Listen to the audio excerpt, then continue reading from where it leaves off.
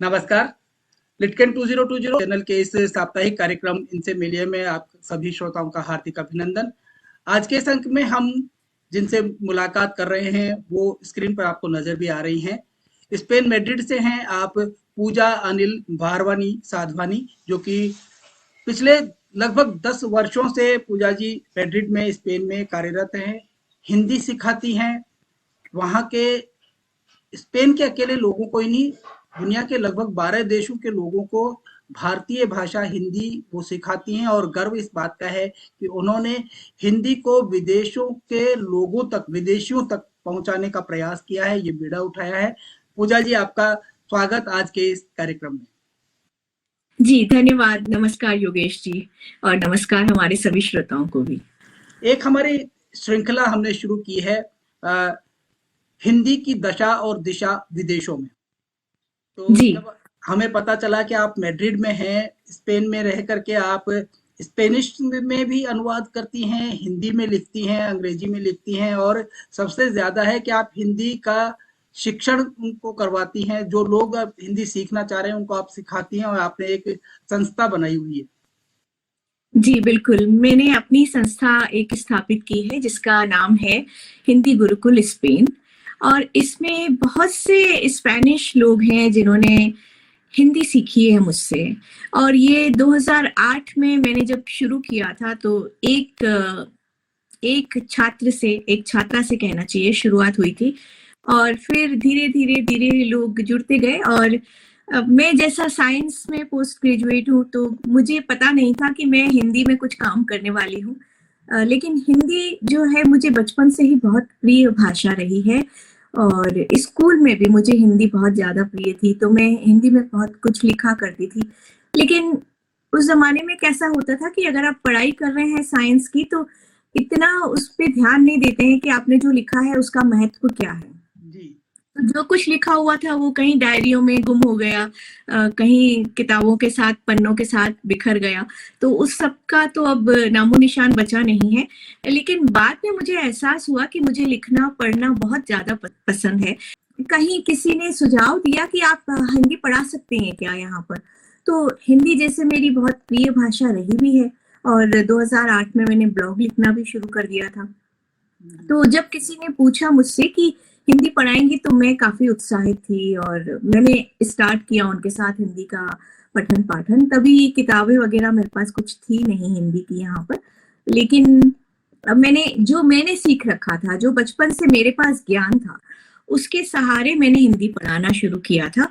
और वे लोग स्पेनिश लोग थे, तो स्पेनिश भाषा का ज्ञान बहुत जरूरी था, क्योंकि स्पेनिश के जरिए मैं उनको हिंदी पढ़ा रही थी। तो ये बहुत महत्वपूर्ण कदम था उस समय मेरे लिए कि मैं कैसे अपने आप को हिंदी के भारत के नाम को बचाए रखते हुए और हिंदी सिखा पाऊं यहाँ पर। और इस तरह से हिंदी शिक्षण आरंभ किया था, और धीरे धीरे फिर और स्टूडेंट्स जुड़ते गए, लोगों में पहचान बनने लगी।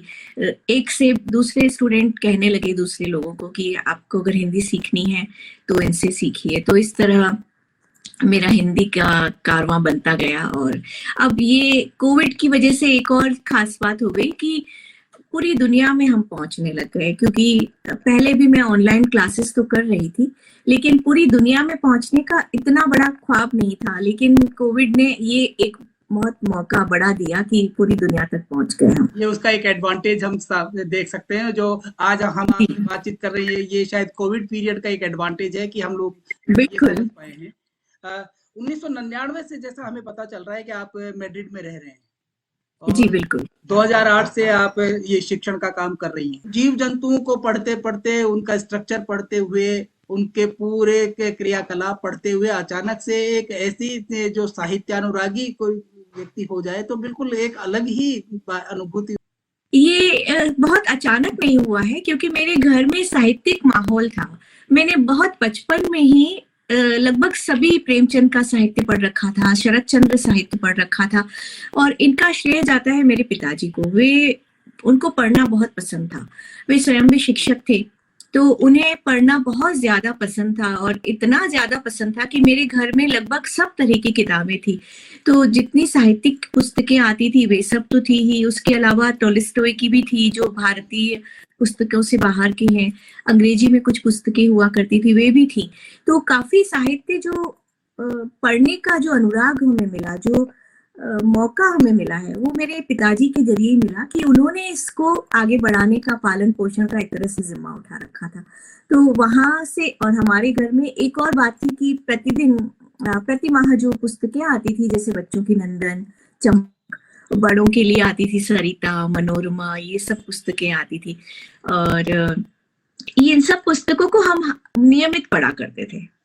बचपन में थे तो चंदा मामा, नंदन, चंपक और जो कार्टून की पुस्तकें आया करती थी, चाचा चौधरी वगैरह, वे सब भी पढ़ते थे हम लोग। फिर थोड़े बड़े हुए तो बड़ों वाली पुस्तकें पढ़ना शुरू कर दिया, मैगजीन्स कहने का मतलब है। तो जो मैगजीन्स थी उनको भी पढ़ते पढ़ते, और अखबार पढ़ना एक रोज का नियम था। अखबारों में जो साहित्यिक चर्चा छपती थी या साहित्य से जुड़ा हुआ कोई भी आलेख होता था या साहित्य अपने आप में, कविता, कहानी, वो सब पढ़ना तो ऑलरेडी शौक में शामिल था ही। तो ये अचानक से नहीं डेवलप हुआ, पहले से ही था ये, और बहुत बचपन से हमने घर में ये माहौल देखा था, इसलिए भी ऐसा हुआ कि साथ ही चला आया मेरे साथ वो शौक। पूजा जी, आपने कुछ पत्रिकाओं का जिक्र किया है, नंदन, चंपक और सरिता भी यहाँ तक आपने जिक्र किया है। इसके अलावा चाचा चौधरी कार्टून के जी बिल्कुल, दूसरे भी आते थे। अनफॉर्चुनेटली ये सारी की सारी मैगजीन सब बंद हो गई हैं। बच्चों के, आज के जो बच्चे हैं, इस पीढ़ी के बच्चे हैं, उनके लिए लिखित साहित्य के नाम पर या इस तरह की जो पढ़ने के लिए वो सामग्री शायद इलेक्ट्रॉनिक मीडिया ने ले ली है। और ये एक ऐसा दुर्भाग्य है कि जो पठन पाठन की जो, जिस तरह आप बता रहे हैं कि आदत आपके बचपन से ही वो पढ़ने की लगी, आज बच्चे पढ़ना नहीं, देखना चाहते हैं। और ऐसे में वो जो इमेजिनेशन जो था वो शायद कहीं पीछे छूट गया है। आप क्या सोच रही हैं? बिल्कुल, बिल्कुल, ये बहुत दुख की बात है। एक्चुअली किताबें जो होती है ना, वे हमारी कल्पना शक्ति को बढ़ाने में बहुत बड़ी मददगार ताकत साबित होती हैं। लेकिन किताबों का जाना बहुत बड़ा दुर्भाग्य है। और यहाँ मैं इस बारे में, स्पेन के बारे में एक खास बात बताना चाहूंगी। यहाँ पर ये स्कूल्स में बहुत ज्यादा प्रमोट करते हैं कि बच्चों को पढ़ना चाहिए किताबें। स्कूल की शिक्षा के अलावा जो साहित्यिक लिखी हुई किताबें हैं, वे बच्चों के लिए लिखी जाती हैं, आज तक भी छपती हैं और नई किताबें प्रतिदिन आया करती हैं। और वे लोग बच्चों को बेहद प्रोत्साहित करते हैं स्कूल में कि आपको किताब पढ़नी है, और उसके लिए नियम बने होते हैं बाकायदा। जैसे 3 किताबें आपको 3 महीने में पढ़ करके और उनका रिज्यूम बताना है कि आपने उसमें क्या पढ़ा है। तो ये समीक्षा बच्चे जब करते हैं तो किताब को पूरा पढ़ना बहुत जरूरी होता है। तो उसमें वे लोग सीखते हैं किताब किसने लिखी है, किस विषय पर लिखी गई है किताब में क्या क्या उन्हें अच्छा लगा और किस तरह से वे अपनी जिंदगी से उसको रिलेट कर सकते हैं। तो ये सब चीजें जो है यहाँ पर मैं अभी तक देखती हूँ कि स्पेन में ये कम नहीं हुआ है, बल्कि हाँ, भारत के लिए ये काफी दुर्भाग्यपूर्ण है कि वहां पर इसको प्रोत्साहित नहीं किया जाता है। स्पेन में ये चीजें कम नहीं हुई है और दुनिया की जो 4 सबसे ज्यादा बोली जाने वाली भाषाएं हैं उनमें स्पेनिश भी एक है। यानी वैसे कहें तो हम तीसरे नंबर पे मंडारिन, हिंदी, स्पेनिश और उसके बाद अंग्रेजी का कहीं नंबर आता है। तो विश्व की तीसरे नंबर की सर्वाधिक बोली जाने वाली भाषा स्पेनिश है और उसमें आप वहाँ के स्पेनिश नागरिकों के अलावा दूसरे देशों के लोगों को भी आपने हिंदी पढ़ाने का बीड़ा उठाया। ये बात जो एक ऐसी लगती है कि दूसरे देशों के लोगों को, क्योंकि स्पेनिश बोलने वाले लोगों को आप स्पेनिश के जरिए पढ़ाते हैं, दूसरे जो लोग हैं उनको अंग्रेजी के माध्यम से या किस माध्यम से पढ़ाते हैं? जी, अधिकतर मैं स्पेनिश के माध्यम से ही पढ़ाती हूँ, क्योंकि क्या होता है स्पेन में अब अंग्रेजी थोड़ी बहुत चलने लगी है, लेकिन 10 साल 12 साल पीछे जब मैं जाती हूँ तो उस समय यहाँ पर अंग्रेजी इतनी प्रचलन में नहीं थी। तो यहाँ पर जो भी बाहर के व्यक्ति आया करते थे उन सबके लिए स्पेनिश सीखना लगभग जरूरी हो जाया करता है। तो यहाँ पर रहना है, अगर आपको यहाँ के क्रियाकलापों में शामिल होना है तो स्पेनिश आना बहुत जरूरी था। तो स्पेनिश भाषा लोगों को पहले से ही आती थी।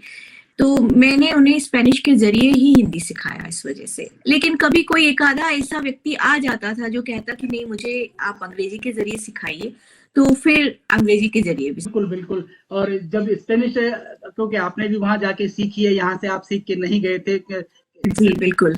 तो वहाँ जाके पहले आपने स्पेनिश सीखी और उसके माध्यम से उन लोगों को सिखाना शुरू किया। साथ ही साथ आपका लेखन भी चलता रहा है। जी, बिल्कुल। विश्व की बहुत सारी प्रतिष्ठित पत्रिकाओं में आपने लिखा भी है, कहानी है, कविताएँ हैं। किस तरह की कविताएँ आप लिखती हैं? मेरी कविताएँ कुछ एब्स्ट्रैक्ट सी होती हैं अधिकतर। आपको उसमें ढूँढना पड़ता है कि मैं कहना क्या चाहती हूँ। तो उसमें आपको देखना पड़ता है कि क्या कहा गया है और बहुत ज़्यादा कहीं-कहीं पे इतना ज़्यादा एब्स्ट्रैक्ट होता है कि कभी-कभी पता नहीं चलता है कि मैं कहना क्या चाहती हूँ। लेकिन उनका अंत अगर आप देखें कविताओं का, तो वे आपको जोड़ती हैं कि कैसे शुरुआत हुई थी और कहाँ अंत हो रहा है, तो उससे आप समझ पाते हैं कि ये कविता कहना क्या चाहती है। एक कहानी शुरू से आप लेके चलती हैं छोटी-सी और उसको आगे आखिर में जाके उसका सार बताती हैं कि मैं ये कहना चाह रही हूँ। जी, बिल्कुल। जी, ऐसा ही समझिए क्योंकि कविता में भी मेरी कहानियाँ चलती हैं। कहानी जैसे मेरे साथ जुड़ी हुई है, बहुत ज़्यादा गहराई से जुड़ी हुई है कहानियाँ, तो मेरी कविताओं में भी कहानियाँ आ जाती हैं। मैं आपको एक कविता अपनी सुनाना चाहूँगी अगर आप इजाज़त दें। स्वागत, स्वागत आपका। देखिए, इस कविता में बहुत ही अस्पष्ट सा एक चित्र बनता है, एक बिंब बनता है। आप उसको देखते चलेंगे तो कहानी के जैसा लगेगा आपको। कविता का शीर्षक है अव्यक्त कपट। यहाँ दूर तक आदमी नजर नहीं आते। यहाँ दूर तक आदमी नजर नहीं आते। वहां पास में कोई राहगीर नहीं दिखता। क्या बात? वहां पास में कोई राहगीर नहीं दिखता। किस तरह यकीन हो कि यह बस्ती इंसानों की बस्ती है। अरे क्या बात, वाह! किस तरह यकीन यह बस्ती इंसानों की बस्ती है। पेड़ों पर शरीर टंगे हैं। पेड़ों पर शरीर टंगे हैं, सिर जमीन में उगे हैं। पेड़ों पर शरीर टंगे हैं, सिर जमीन में उगे हैं। तुम मछली नहीं कि प्लेट में परोसे जाओ। तुम मछली नहीं कि प्लेट में परोसे जाओ। तुम चावल नहीं कि उबाल आए तो पक जाओ। तुम चावल नहीं कि उबाल आए तो पक जाओ। देखो नजर उठाकर मुर्दा कफन उठकर चल सकता नहीं। मुर्दा कफन उठकर चल सकता नहीं। जिंदा शीश बोलने से लाचार है। हाँ, क्या बात है, वाह, बहुत सुंदर। भुट्टे के खेत में बांसुरी मत बजाना। भुट्टे के खेत में बांसुरी मत बजाना। लहू की धार बही तो मुर्दों के देश में कोई किसी के जख्म सीने कैसे आएगा। क्या बात। लहू की धार बही तो मुर्दों के देश में कोई किसी के जख्म सीने कैसे आएगा। निसंग खामोशी ओढ़ लो।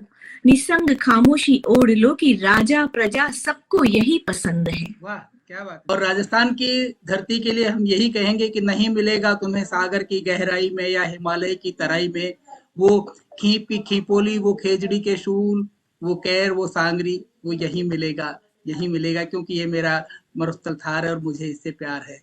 ये कुछ जी, क्या बात है, बहुत सुंदर। तो ये जो राजस्थान है निराला है। राजस्थान की धरती से आप निकलकर मैड्रिड की धरती पे पहुंचे और वहां आपने एक बीड़ा उठाया है। हमारे साथ राहुल खरे जुड़े हुए हैं। राहुल खाटे जी, आपका स्वागत है। आप सुन रहे हैं मैड्रिड से पूजा अनिल भारवानी साधवानी जी को। तो पूजा जी, जिस तरह से आपने ये बीड़ा उठाया, कुछ और लोग भी आपके साथ जुड़े हैं? जी, यहाँ पर मैं कुछ प्रोग्राम करती हूँ क्योंकि हिंदी गुरुकुल स्पेन जो मेरी संस्था है उसके अंतर्गत हम कुछ कवि सम्मेलन कर चुके हैं पहले, और उन कवि सम्मेलन में हमारे साथ यहाँ पर और भी साहित्यकार हैं जो जुड़ते हैं। तो कुछ मैड्रिड में रहते हैं, कुछ बार्सिलोना में हैं। तो इस तरह से हम सब इकट्ठे होते हैं और संयोग की बात वापस कोविड की ही आ रही है कि नेट पर हम लोग जूम पर मिलना बहुत आसान हो गया हम सब के लिए। तो वे लोग भी लिखते पढ़ते रहते हैं और कविताएं बहुत सुंदर लिखा करते हैं। तो कभी कभी हम लोग मिलकर के ऐसे कार्यक्रम करते हैं आपस में जहां हम कविताएं एक दूसरे की सुनते हैं, छोटी कहानियां एक दूसरे की सुनते हैं। तो काफी लोग हैं जो हिंदी को यहाँ पर बढ़ाना चाहते हैं, हिंदी के लिए काम कर रहे हैं, हिंदी में लिख रहे हैं। हिंदी गुरुकुल संस्था आपने रखी, गुरुकुल का फिर एक आपने जो पुरातन नाम लिया है, क्योंकि आज गुरु शिष्य परंपरा नहीं रह पाई है। कम से कम भारत की यदि बात देखें तो इक्का दुक्का जी संस्थाओं के अलावा गुरु शिष्य परंपरा नहीं रही है। और जी गुरुकुल बिल्कुल। अभी आपने वहां जाके स्पेन में दूर 7 समंदर पार जाके आपने खोला है गुरुकुल। जी कैसे जहन में आया कि मुझे गुरुकुल ही नाम रखना है अपनी संस्था का? जी, बिल्कुल, ये बात मैं आपको बताना चाहूँगी। जब मैं नाम रखने वाली थी, तो उस समय ऐसा हुआ कि समझ में नहीं आ रहा था कि एग्ज़ैक्टली क्या नाम होना चाहिए। तो मैंने अपने पति से मशवरा किया, उनसे सलाह माँगी। मैंने कहा, देखिए, हमें यहाँ पर जो बनानी है मुझे संस्था, तो उसका नाम मुझे सुझाइए कुछ। तो उन्होंने कहा, "तुम क्या करने वाली हो?" तो मैंने कहा, "मेरे जो हमारा हमेशा का जो हिंदी का जो चला आ रहा है, जो बेस है, जो आधार है हमारी हिंदी, मुझे वही पढ़ाना है।" तो उन्होंने कहा कि ठीक है, क्योंकि ये बहुत पुरातन हिंदी से जुड़ा हुआ कार्य है, तो तुम इसे गुरुकुल ही नाम दो। और ये श्रेय जो है मैं अपने पति को देना चाहूँगी कि उन्होंने भी ये नाम रखने में मेरी सहायता की है। तो ये बहुत बहुत ज़रूरी सा नाम था, क्योंकि ना सिर्फ इसमें हिंदी हमारी हिंदी है, बल्कि मैं वैदिक हिंदी की तरह से इसे सिखाती हूँ। मेरी कक्षाएँ जो शुरू होती हैं, ओमकार से हम लोग कक्षा शुरू करते हैं। तो ये एक वैदिक तरीका हम लोग कक्षा में अपनाते हैं, जिसमें सभी के लिए ये समान रहता है कि सभी को इस तरह से कक्षा शुरू करनी पड़ती है। हमारी जो सनातन संस्कृति है और जिसकी वैदिक परंपराएं हैं, ये वैदिक परंपराएं निश्चित रूप से आज भारत में इतनी ज्यादा देखने को नहीं मिल रही हैं। हमें इस बात का थोड़ा सा अफसोस जरूर है, लेकिन स्पेन में आप उन वैदिक परंपराओं का निर्वहन कर रही हैं, उनको चला रही हैं। निश्चय ही आप साधुवाद की पात्र हैं। और जब आप क्योंकि नए नए आपने प्रयोग किए हैं हिंदी सिखाने के लिए, जी, बिल्कुल। किस तरह के प्रयोग आपने किए हैं? जी, देखिए, हम परंपरागत जब हिंदी सिखाते हैं किसी को, तो हमारे पास भारत में तो कैसी सुविधा है कि हम हिंदी बात करते हैं, बोलते हैं। और क्योंकि हम हिंदी बोलना जानते हैं, हमारे पास हिंदी की वोकैब्युलरी है, हमारे पास हिंदी का वाक्य फ्रेम करने का एक खांचा बना हुआ है दिमाग में। तो बहुत आसान होता है कि हम हिंदी कक्षा में भी पढ़ा सकते हैं बच्चों को। लेकिन भारत से बाहर जब आप रहते हैं और जिन्हें हिंदी का बिल्कुल भी ज्ञान नहीं है, तो हमें हिंदी का स्ट्रक्चर थोड़ा परिवर्तित करना पड़ता है। आप उस तरह से नहीं सिखा सकते हैं जैसा हम भारत में सिखाते हैं। तो पहले मैं कैसा सिखाती हूँ, पहले मैंने पूरा स्पेनिश का लिटरेचर का और स्पेनिश की भाषा का अध्ययन किया कि स्पेनिश भाषा किस मेथड से चल रही है। और स्पेनिश भाषा को जब मैंने सीखा कि उनको बच्चों को किस तरह से पढ़ाया जाता है, तो उसी अनुसार मैंने हिंदी भाषा के लिए वैसा खांचा बनाया कि आपको हिंदी अपनाई आपने हिंदी सिखाने के लिए। जी, बिल्कुल, हिंदी भाषा को मैंने स्पेनिश भाषा में फिट कर दिया। बिल्कुल, बिल्कुल, बिल्कुल। और उस तरह से आसान कर दिया, क्योंकि जो भाषा आपने पढ़ रखी है, उसी भाषा के अनुरूप जब आप सीखना शुरू करते हैं, तो बहुत जल्दी सीख लेते हैं, तुरंत सीख लेते हैं। और मैं आपको इस बात का अपना एक पर्सनल जब आपने खुद ने जिस तरह से सीखा कि मुझे इस तरह से स्पेनिश सीखनी है, तो वो आपने हिंदी सिखाने में स्पेनिश लोगों को वही फॉर्मूला आपने अडॉप्ट किया। जी, क्योंकि यहाँ पे स्पेनिश जो सिखाते हैं स्कूल कॉलेज में, वो तो एकदम फिक्स फॉर्मूला है, उसको वे लोग बदल नहीं सकते। जैसे हम लोग अंग्रेजी सीखते हैं स्कूल में, तो कैसा फिक्स फॉर्मूला रहता है कि नाउन कहाँ आएगा, सब्जेक्ट कहाँ आएगा, वर्ब कहाँ आएगा, एकदम फिक्स फॉर्मूला रहता है। हमारे पास हिंदी में काफी लचीलापन है। लचीलापन इसके लिए क्योंकि हमारी हिंदी भाषा में इतने सारे ऑप्शन है कि आप एक वाक्य को 10 तरह से कह सकते हैं। बिल्कुल, बिल्कुल। और ये लचीलापन जो है वो हिंदी भाषा की खासियत है। अभी 2 दिन पहले ही मेरी एक कक्षा चल रही थी यूएस में, सिएटल में बच्चे हैं, वो पढ़ते हैं मुझसे। 5 साल का बच्चा है। उसकी मम्मी ने मुझसे कहा कि मेरा बेटा कहता है कि उसे अंग्रेजी समझ में नहीं आती है, स्कूल में पढ़ा रहे हैं, सिएटल में रहता है वो, आप देखिए उसकी बात। वो कहता है कि हिंदी कितनी सरलता से लिख लेते हैं हम, जबकि मुझे अंग्रेजी सीखने के लिए बहुत मेहनत करनी पड़ती है। अंग्रेजी ऐसी सरल क्यों नहीं है जैसी कि हिंदी है। बिल्कुल, क्योंकि तो ये बहुत बड़ी बात है कि कोई छोटा 5 साल का बच्चा मुझसे सीख रहा है और वो ये बात कहे। लोगों का कैसा रुझान है, क्योंकि स्पेनिश लोगों का रुझान हिंदी के प्रति, और जो दूसरे देशों में, क्योंकि आप 10 से 12 देशों के लोगों को हिंदी का सिखाने का बेड़ा उठा रही हैं, आप काम कर रही हैं, जी। कैसा रुझान है उन लोगों का? जी देखिए, यहाँ पर साधारण तौर पर जो आप पब्लिक की बात करेंगे तो साधारण जनता को इसमें कोई अधिक रुचि नहीं है, क्योंकि वे यहीं रहते हैं, यहीं उनका काम होता है। लेकिन बहुत से लोग टूरिस्ट हैं, उनको अच्छा लगता है कि वे भारत यात्रा करें, और इतनी बार भारत जाते हैं वे कि उन्हें हिंदी सीखना अनिवार्य हो जाता है। तो इस वजह से वे हिंदी सीखना चाहते हैं और पहुंच जाते हैं हमारे पास ढूंढते ढूंढते कि कौन सिखा रहा है हिंदी। और बहुत से, एक और बहुत बड़ा कारण अभी हुआ है रिसेंटली कि भारत और स्पेन के बीच में बिजनेस के संबंध बहुत अच्छे बने हैं। बिल्कुल बिल्कुल। तो व्यापार और वाणिज्य जितना पुख्ता होगा उतना ही लोगों में रुचि बढ़ेगी कि वे हिंदी सीखना चाहें। तो इस वजह से भी काफी लोग सीखते हैं। अध्यात्म बहुत बड़ा कारण है, बॉलीवुड बहुत बड़ा कारण है कि हिंदी सीखना चाहते हैं लोग।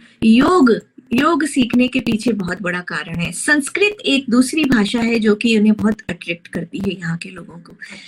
तो जी बिल्कुल। तो मेरे पास अभी कुछ साल पहले की बात है, एक व्यक्ति ने कांटेक्ट किया था, उन्हें संस्कृत बहुत अच्छे से आती है लेकिन वे सीखना चाहते थे हिंदी, तो उन्होंने हिंदी भी सीखी संस्कृत के बाद। स्पेन के नागरिक हैं? बिल्कुल स्पेन के नागरिक हैं, बिल्कुल। एक बहुत बड़े गर्व की बात है कि वो संस्कृत जानते हैं और इसको हिंदी में सीखना चाह रहे हैं, हिंदी भाषा सीखना चाह रहे हैं। और जब आप जिक्र किया है बॉलीवुड का, व्यापार का, तो भारतीय सिनेमा, भारतीय फिल्में वहां पर किस तरह से पसंद की जाती हैं स्पेन के नागरिकों द्वारा, स्पेन के लोगों को, क्योंकि हिंदी भाषा में है, और क्या वहां का उनका लोगों का रुझान होता है? जी, एक बहुत अच्छी बात ये होती है कि सबटाइटल्स स्पेनिश में लिखे हुए आते हैं फिल्मों के। हाँ। और 10 साल पहले की बात करूं तो यहाँ पर साल में इक्का दुक्का फिल्म आती थी बॉलीवुड की, लेकिन नेट पर तो अवेलेबल थी तब भी, और लोगों के पास डीवीडी हुआ करते थे उस समय, तो डीवीडी के जरिए देखा करते थे लोग, तभी भी देखते थे। और कभी कभी यहाँ की स्पेनिश चैनल्स पे हिंदी बॉलीवुड की फिल्में दिखाया करते हैं, तो वे लोगों को बहुत पसंद है। और इसके अलावा आजकल ये हुआ है पिछले 5 साल में कि लगभग हर महीने एक हिंदी फिल्म आ रही है यहाँ पर। तो ये साल में इक्का दुक्का से होकर के महीने में एक फिल्म आना, इसका मतलब ये है कि यहाँ पर हिंदी बोलने वालों की, हिंदी समझने वालों की संख्या काफी बढ़ गई है। लोगों का रुझान दिखता है कि हिंदी सीखना, सुनना चाहते हैं। तो ये सब बातें जो है वे स्पेनिश लोगों पर भी लागू होती हैं, क्योंकि वे लोग भी जाते हैं, उन्हें पसंद है कि बॉलीवुड मूवीज देखें। तो भारतीय लोग तो देखते ही हैं, यहाँ की जो भारतीय जनसंख्या है वे सब तो जाते ही जाते हैं थिएटर में मूवी देखने। मैं सिनेमा हॉल की बात कर रही हूँ, सिनेमा हॉल में जब लगाई जाती है। लोग भी जाते हैं? बिल्कुल, स्पेनिश लोग भी जाते हैं, उन्हें बहुत पसंद है। इनफैक्ट वे कहा करते हैं हमें कि हम उनको इन्फॉर्म किया करें जब भी स्पेनिश थिएटर में कोई हिंदी मूवी लगने वाली है तो। अच्छा, एक बात बताइए, क्योंकि जब हम भारत का जिक्र करते हैं, चाहे हम दक्षिण भारत की बात करें या पूरे संपूर्ण भारत की बात करें, वहां पर हिंदी सिनेमा ने हिंदी को जोड़ने का, भारत को जोड़ने का बहुत बड़ा काम किया है।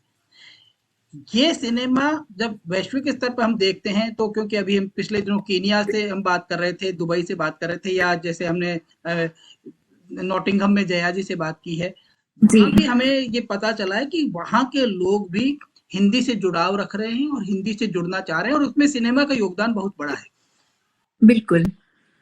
तो बिल्कुल स्पेन के नागरिकों में भी जब क्या वो, जैसे क्योंकि सबटाइटल्स हैं, लेकिन उन सबटाइटल्स के जरिए कहीं हिंदी सीखने की ललक उनके बीच में आई है? बिल्कुल आती है, बिल्कुल। वे कई बार कुछ छोटे छोटे शब्द जो सुनते हैं, बार बार आते हैं कोई शब्द, तो उनको सुनते सुनते वे शब्द वे सीख जाते हैं। फिर जब हमसे मिलते हैं तो उन शब्दों को कहते हैं, जैसे नमस्ते कहेंगे हमसे, समोसा कहेंगे, या चिकन टिक्का इन्हें बहुत पसंद है। तो खाना भी जो है स्पेनिश लोगों को जोड़ता है, बॉलीवुड फिल्में भी जोड़ती हैं। तो जो छोटे छोटे शब्द वे सीख जाते हैं तो वे जरूर दोहराते हैं। एक मेरा छात्र रहा था और उसे हिंदी फिल्मों के गाने बड़े पसंद थे। वो बांसुरी बजाता है अभी भी, योग वैसे सिखाता है, योग का अध्यापक है वो, यही मैड्रिड में ही। तो उसके अलावा उसे हिंदी फिल्मों के गाना बहुत पसंद था, तो वो हिंदी फिल्मों के गाने हूबहू वैसे ही गा लेता था जैसे हिंदी फिल्मों में हुआ करते हैं। वाह! क्योंकि अभी जब एक टीवी सीरियल्स की बात करते हैं, तो भारत में एक बहुत प्रसिद्ध सीरियल रहा बिग बॉस अभी, और बिग बॉस के इस सीजन में अब्दू एक जो है व्यक्ति इसमें आए, और वो जिस तरह के हिंदी गाने गा रहे थे, हिंदी नहीं जानते बोलना, लेकिन हिंदी गानों को हूबहू वैसे ही गा रहे हैं और फिर धीरे-धीरे यहाँ आकर उन्होंने हिंदी सीखी।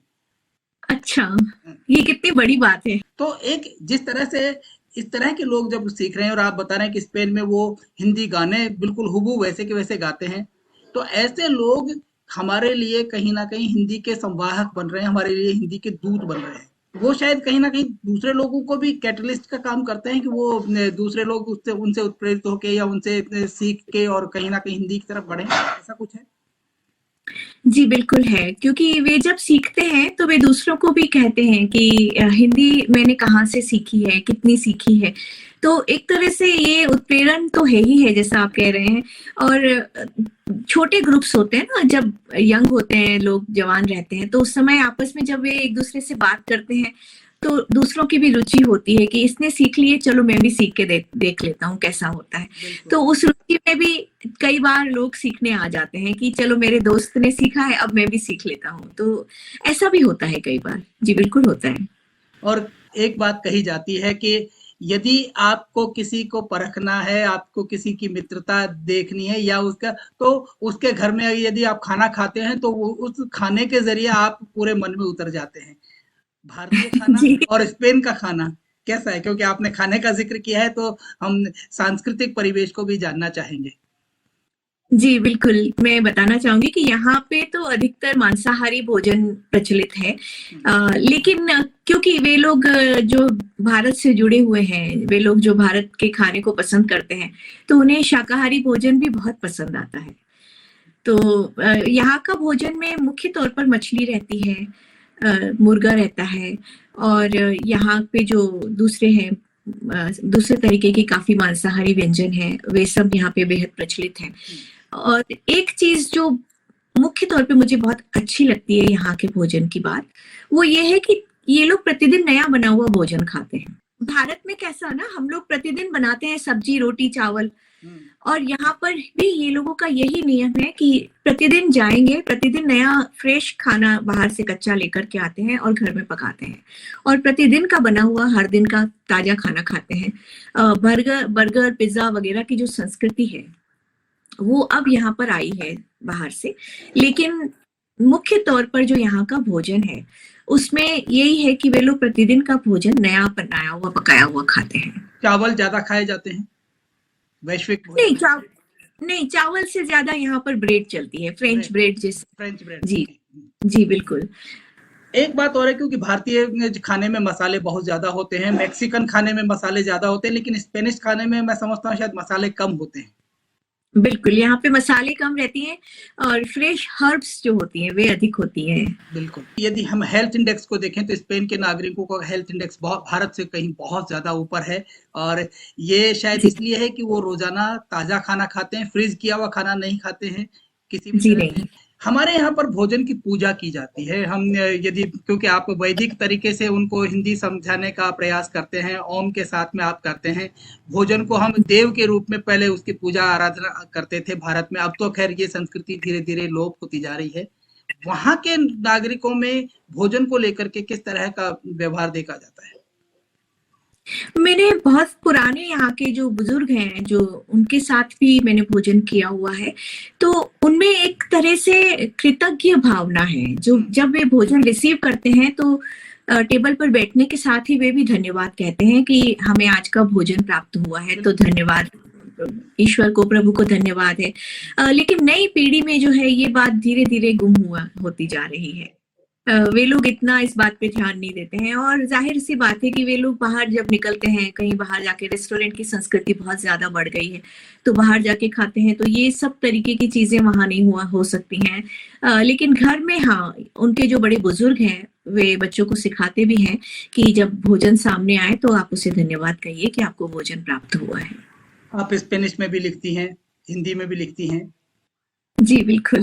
तो अनुवाद भी आप करती हैं, क्योंकि हमें पता चला है कि आपने अनुवाद भी जी। हिंदी साहित्य से आप अनुदित जो स्पेन में, तो स्पेनिश लोग उसको, हमारे भारतीय संस्कृति को आपके साहित्य के माध्यम से जान रहे हैं या समझ पा रहे हैं? जी, यहाँ पर कुछ कवि सम्मेलन हुए थे, तो मैंने अपनी अनुवादित कविताएं वहां सुनाई, तो काफी उन लोगों ने सराहना की, और एक तो ऐसे मौके आए मेरे पास जब किताब का विमोचन था और उन्होंने मुझे किताब पहले ही भेज दी जो लेखक हैं, और मैंने उनकी किताब की कुछ कविताओं को अनुवाद किया, और जहाँ विमोचन हो रहा था ठीक उसी जगह पर वे अपनी कविता स्पेनिश में पढ़ रहे थे और साथ ही साथ में उनकी कविता हिंदी में पढ़ रही थी। आप हिंदी में पढ़ रहे थे? बिल्कुल जी बिल्कुल। तो ये एक अनोखा सा एक ऐसा भी मंच मैंने देखा है जहाँ बहुत अच्छा अनुभव रहा था, और लोगों ने कहा कि हमें समझ में कुछ नहीं आया क्योंकि वे हिंदी नहीं जानते थे, साहित्यकार थे काफी उसमें से, तो उन्होंने कहा कि वे हिंदी नहीं जानते थे, लेकिन जब सुनाया जा रहा था दोनों को, एक बाजू स्पेनिश में और एक बाजू हिंदी में, तो दोनों सुनते हुए उन्हें बहुत अच्छा अनुभव हुआ कि हम दो भाषाओं में एक कविता को सुन रहे हैं। ये एक बहुत अलग तरह की अनुभूति इसमें होती है। कभी कभी कुलाचे मारता है वो प्राणी विज्ञान की, मैं कहीं ना कहीं आपके साहित्य में अभिव्यक्त होकर सामने आता हूँ। जी, कभी कभी होता है ऐसा, लेकिन साहित्य से भी कहीं ज्यादा मैं अभी भी जुड़ी हुई हूँ, क्योंकि काफी हमारे आसपास के बच्चे हैं जिनको इस स्कूल में अब स्पेनिश की बजाय अंग्रेजी में किताबें हैं, क्योंकि यहाँ पर बाइलिंगुअल स्कूल की शुरुआत हो गई है। तो कुछ बच्चे हैं जिन्हें तकलीफ होती है अंग्रेजी में समझने में, तो मैं नेचुरल साइंस उन्हें पढ़ाती हूँ, अपने खुद के क्लासेस उन्हें देती हूँ, ताकि वे समझ सकें कि वे नेचुरल साइंस में प्राणी विज्ञान में क्या पढ़ रहे हैं। तो उसमें सेकेंडरी स्कूल तक के बच्चे शामिल होते हैं। तो मेरा प्राणी विज्ञान से नाता पूरी तरह से टूटा नहीं है। हम आपके बैकग्राउंड में देख रहे हैं कि कुछ बहुत सारे कुछ स्केच और कुछ पेंटिंग्स लगी हुई। जी जी, ये सब मेरी कलाकृतियां हैं, पीछे मैंने जो बनाई है सब। ये कोविड की देन है, जब कोविड में आना जाना कहीं सब बंद हो गया तो मैंने चित्र बनाना सीखा उस समय। तो चित्र बनाते बनाते इतने सारे बन गए कि अब उसे संभालने की वजह हमने कहा कि उसका पूरा प्रदर्शन कर देते हैं। तो ये दीवार काफी समय से खाली पड़ी थी घर में, तो मुझे पता नहीं था क्यों खाली थी। हम हर बार कुछ ना कुछ सोचते थे उसके लिए और कुछ बन नहीं रहा था, लेकिन अब ऐसा हुआ कि मेरी चित्रकारी यहाँ पर सजा दी गई हमने खुद से। बैकड्रॉप में दिख रहा है, क्योंकि प्राणी विज्ञान के विद्यार्थी के लिए स्केच बनाना मैं समझता हूँ कि काफी हद तक आसान हो जाता है, चित्र बनाना उनके लिए आसान होता है। और वो कहीं ना कहीं परिलक्षित आपके जैसे पीछे बैकड्रॉप में एक बहुत अच्छा सा फूल दिख रहा है, या फिर इधर हम देखें आपके, तो ये एक कुछ अलग तरह की कलाकृति दिख रही है। तो ये निश्चित रूप से उसके प्राणी विज्ञान का कहीं ना कहीं इसमें एक बिंब नजर आ रहा है। भारत में बैठे हमारे जो श्रोता हमें देख रहे हैं उनको आप क्या कहना चाहेंगे मैड्रिड से? जी, मैं उनसे एक बात कहना चाहूंगी कि हिंदी जो हमारी भाषा है वह बहुत महत्वपूर्ण भाषा है। आज की तारीख में पूरी दुनिया में जो है हिंदी का डंका बज रहा है, आप ऐसा समझिए।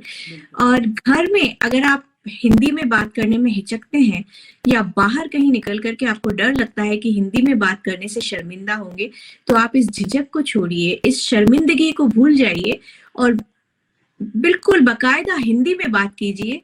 सिर उठाकर गर्व से हिंदी में बात कीजिए, हिंदी खुद भी पढ़ें, अपने आसपास वालों को पढ़ाएं, प्रेरित करें, उन्हें प्रोत्साहन दें कि हिंदी पढ़ना, सीखना, लिखना उतना ही आवश्यक है जितना कि इस पूरे विश्व की कोई भी महत्वपूर्ण भाषा हो सकती है, उतना ही। चलते चलते तुम ना समझ, आपका एक कहानी संग्रह है। जी, अभी ये हाल ही में संग्रह प्रकाशित हुआ है और तुम ना समझ इसमें एक कहानी का नाम है। ये कहानी का शीर्षक है तुम ना समझ, जो क्या कहते हैं 13-14 साल के जो बच्चे होते हैं उनको ध्यान में रखकर लिखी गई है।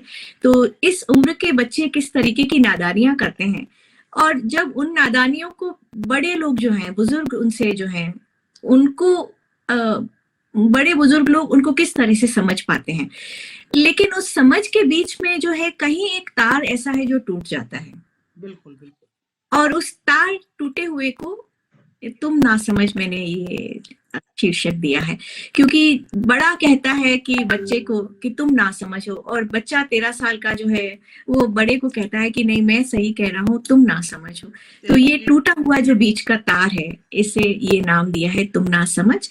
और इसी शीर्षक को मैंने रख के किताब बनाई। और भी कई शीर्षक उठा सकती थी, लेकिन ये थोड़ा अलग सा है, कुछ हटकर सा शीर्षक। बिल्कुल, बहुत आकर्षित करता है सबको, और क्योंकि पीढ़ी अंतराल कहीं ना कहीं जो एक वैश्विक समस्या देखने को मिल रही है, क्योंकि भारत में ही नहीं, आप स्पेन का भी जिक्र कर रही हैं, वहां भी ऐसा कहीं ना कहीं पीढ़ी के जो अंतराल है वो देखने को मिलते हैं। जी, ये तो बिल्कुल है, सभी जगह पर है ये, और कहीं पाट इस अंतराल को पाटने की कोशिश की जाती है कई कई जगह पे, और कहीं कहीं पर उसके ऊपर काम करने की बजाय इनफेक्ट उसे एक घाव की तरह बना दिया जाता है, और ऐसा नासूर बन जाता है जो अंत में जो सभी के लिए अहितकारी सिद्ध होता है। तो ये इसी कहानी में आप पढ़ेंगे यदि, तो आपको ये मिलेगा वहां पे कि किस तरह से लिखा गया है। बाकी 13 कहानियां हैं उस पूरी पुस्तक में, तुम ना समझ पुस्तक में, छोटी बड़ी कुल मिलाकर के 13 कहानियां हैं उसमें। चलिए, बहुत अच्छी बात है। और तुम ना समझिए, एक ऐसा विषय आपने उठाया है जो बहुत चिंतन का विषय है, क्योंकि ये पीढ़ी अंतराल जिसको हम वैश्विक अपने परिदृश्य में देख रहे हैं, तो यकीनन हमें इस बारे में समझना चाहिए। और आपकी ये कहानी कहीं ना कहीं उस बात को प्रेरित करती है, इंगित भी करती है कि इस समस्या को हमें समझना भी चाहिए और इसका के मूल को समझते हुए उसे कहीं ना कहीं मिटाना भी चाहिए।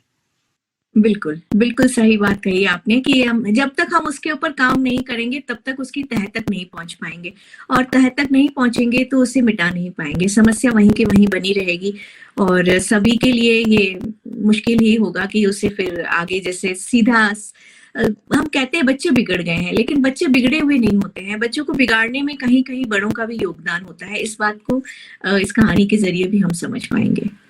लेकिन आप देखिए पिछले 10-12 साल में तो इलेक्ट्रॉनिक क्रांति ने पूरी दुनिया का नक्शा बदल दिया है। बिल्कुल, बिल्कुल। और कहीं न कहीं इसके दुष्परिणाम भी सामने आ रहे हैं। एक अलग विषय है जिस पर हम कभी दोबारा बात करेंगे। लेकिन अभी के लिए हम इतना ही कहेंगे कि स्पेन में जिस तरह से आपने हिंदी की अलख जगाई है और दूसरे देशों के नागरिकों को भी आप पढ़ा रही हैं, यकीनन हिंदी का भविष्य बहुत उज्ज्वल है। और बिल्कुल, हिंदी वैश्विक भाषा है, पहले से ही वैश्विक भाषा है, हमें ये स्वीकार करना है। हमें पूरे आत्मविश्वास के साथ जब हम इसको स्वीकार करेंगे तभी हम अपने कदम आगे की तरफ बढ़ा सकते हैं। और मैंने कई बार देखा है कि कुछ सेमिनार में बच्चे हैं, जो यंग बच्चे हैं, छात्र छात्राएं हैं, विश्वविद्यालयों में पढ़ते हैं, वे झिझकते हैं कि हिंदी हम किस तरह से बाहर बात करें, क्योंकि बहुत उन्हें हेय दृष्टि से देखा जाता है। तो उनमें ये आत्मविश्वास जगाना बहुत आवश्यक है कि हिंदी किसी भी तरह से कम नहीं है। आप हिंदी को देखेंगे, समझेंगे, सीखेंगे तो आपको पता चलेगा कि हिंदी की बहुत सारी विशेषताएं हैं जो हमें एक अलग मुकाम पर खड़ा करती है। पूरे विश्व में इस भाषा को एक अलग मुकाम मिलता है।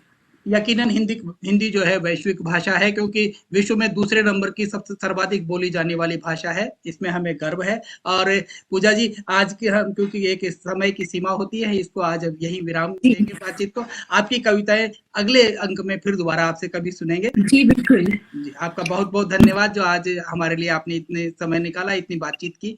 धन्यवाद। जी, बहुत धन्यवाद योगेश जी, आपके साथ बातचीत करके मेरा भी ज्ञान वर्धन भी हुआ और बहुत अच्छा भी लगा हमें। बहुत बहुत धन्यवाद आपको। नमस्कार।